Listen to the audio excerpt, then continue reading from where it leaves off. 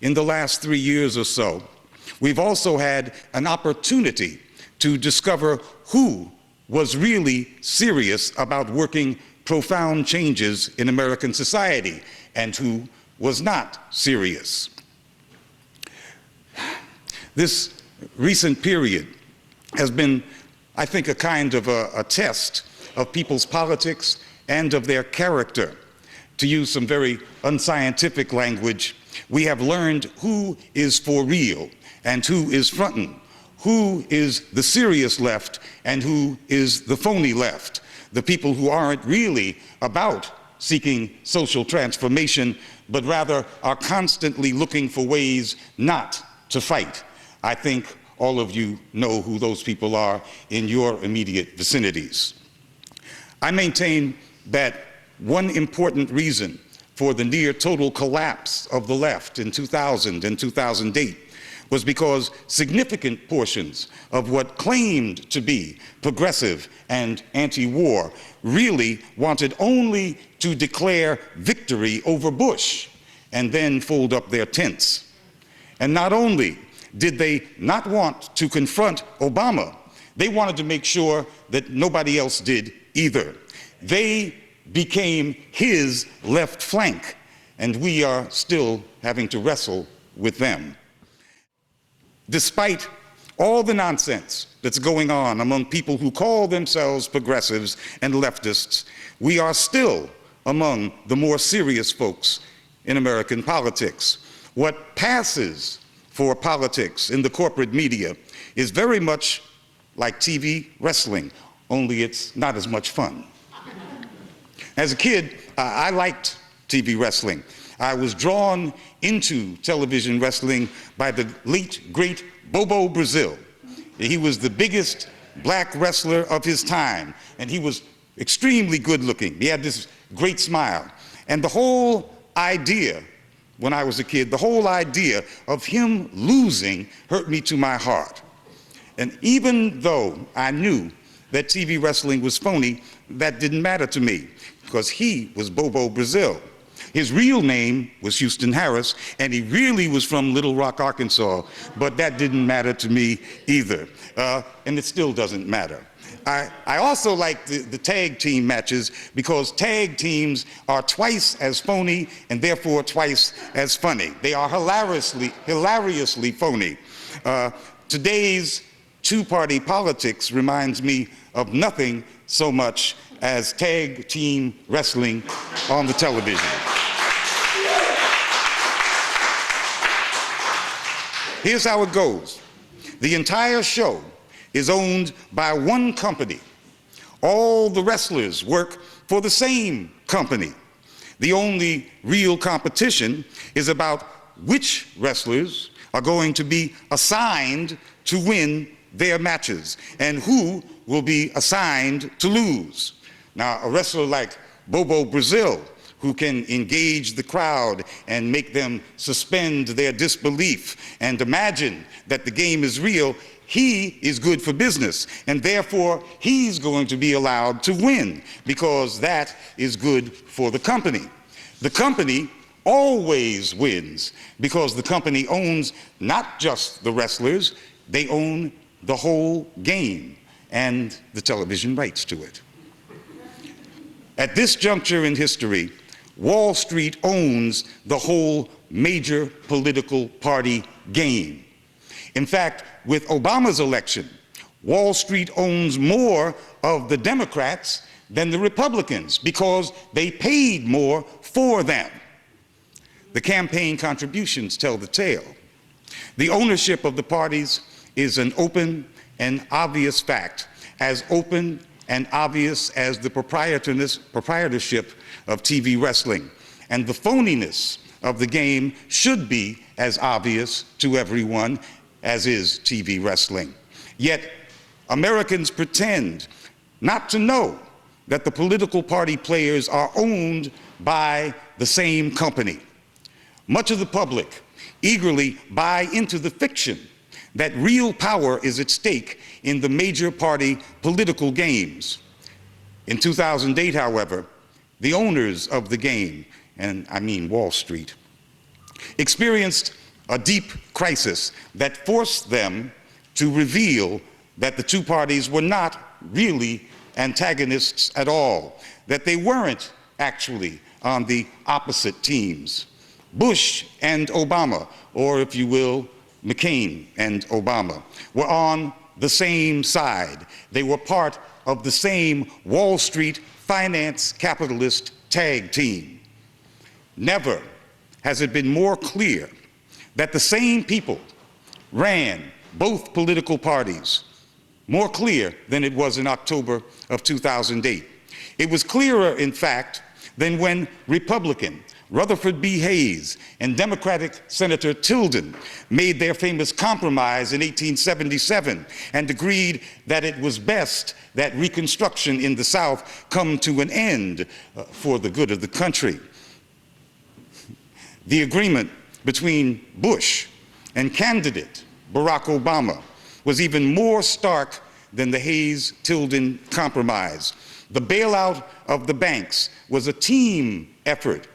Bush, McCain, Obama, with all the characteristics of wrestling tag team.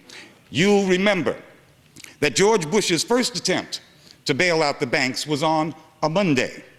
He failed. He lost the greater part of his own party and a whole bunch of Democrats, especially the more liberal Democrats. The Republican administration was pinned to the mat. They had threatened that failure to pass the bailout would lead to an unleashing of martial law and the end of capitalism as we know it. But the anti-bailout forces on Capitol Hill still wrestled them down. They put them in a double headlock and had Bush beat on that Monday. So what does Bush do? He starts waving his hand in the air and calling for his tag team partner to save him. And candidate Barack Obama jumps in and he tags Bush's hand and starts wrestling against his fellow Democrats. It was reminiscent of the great tag team match of 1994, I believe it was, when Bill Clinton tagged the Republicans to beat a majority of his fellow Democrats to pass the NAFTA Free Trade Act and to please the Uber bosses on Wall Street. How many tens of millions of jobs ago was that? In October of 2008, before even becoming president, Barack Obama intervened to sway the Democrats to pass the bailout on the Friday of the week that it had initially been defeated. A solid majority of the Congressional Black Caucus had been against the bailout on Monday, but by Friday, only 8 Black Caucus members were opposed. That was because of Barack Obama. He carried the day for his tag teammate, George Bush. Now that is great tag team work. And the process was begun that has led to the greatest transfer of wealth in the history of mankind, to the finance capitalists, the guys that own both teams and own the game of major party politics in the United States. Barack Obama then proceeded to put together a government that would continue in the tag team mode of operations in the economic and the war-making arenas. All of his most important guys were Wall Street and the Pentagon. This was not a transition of the outs to the ins. It was a continuity under the same management, Wall Street and its military enforcers. And in many ways, and it's not that we have any real choice. The world can either bring down the imperial monster or be destroyed by it. Humanity and imperialism cannot coexist. The imperialists don't have any choice in the matter either. This is not your grandfather's kind of imperialism. This is rule of finance capital. These are the people who create nothing and can only survive by rigging and manipulating markets and rigging the terms and even the scope of other people's production. And they do that at the point of a gun. And they do it by eliminating America's workers from their jobs in relentless race to the bottom. Some liberals maintain that the people who rule in the United States are making a big mistake by spending so much money on weapons of war. More money, in fact, than the rest of the world combined. But I say that they are not making a mistake. The United States is ruled by finance capital. They are the creators of nothing, the coercers of everything, the masters of rigging markets. For that, they need every bullet that they can get their hands on, and they still cannot defeat the tide of human resistance to their rule. They can't subdue one of the poorest, least developed countries on the face of the earth, Afghanistan. They can't subdue a nation that hasn't even had a government since the early 90s, Somalia. The United States has succeeded only in inflaming the whole of the Horn of Africa in an attempt to snuff out probably about 20,000 Islamic Somali nationalists, the Shabab. They need every bullet, and they still will not be saved by their weapons. But millions will die in the process of imperialism's inevitable demise. 5 to 6 million have already died in the eastern Congo alone.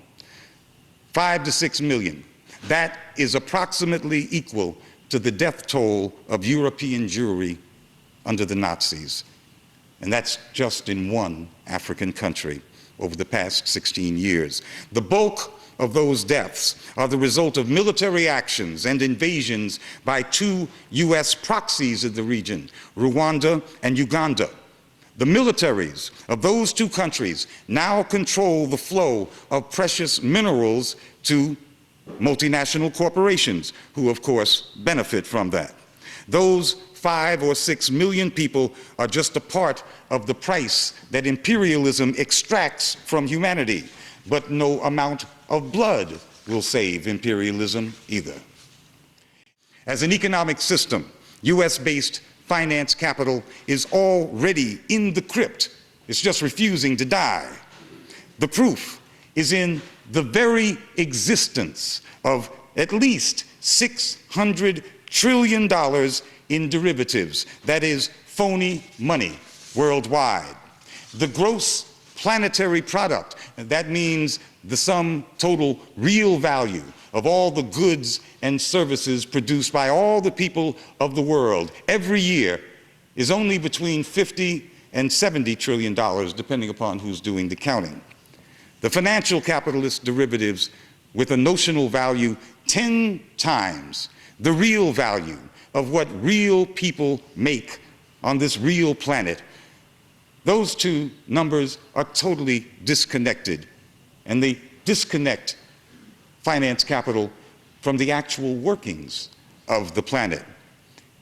It shows them to be a scabrous extrusion of a parasitical class that we must disarm so that humanity can live. And that is why we're going to Washington. Not because we're angry, but because we have no choice. We fight them because they have no choice but to be the monsters that they are. I know it sounds like fate and religion, but it's quite human. These are human contradictions, and we must respond. That's why we're going to Washington. We're going to DC to speak truth to power.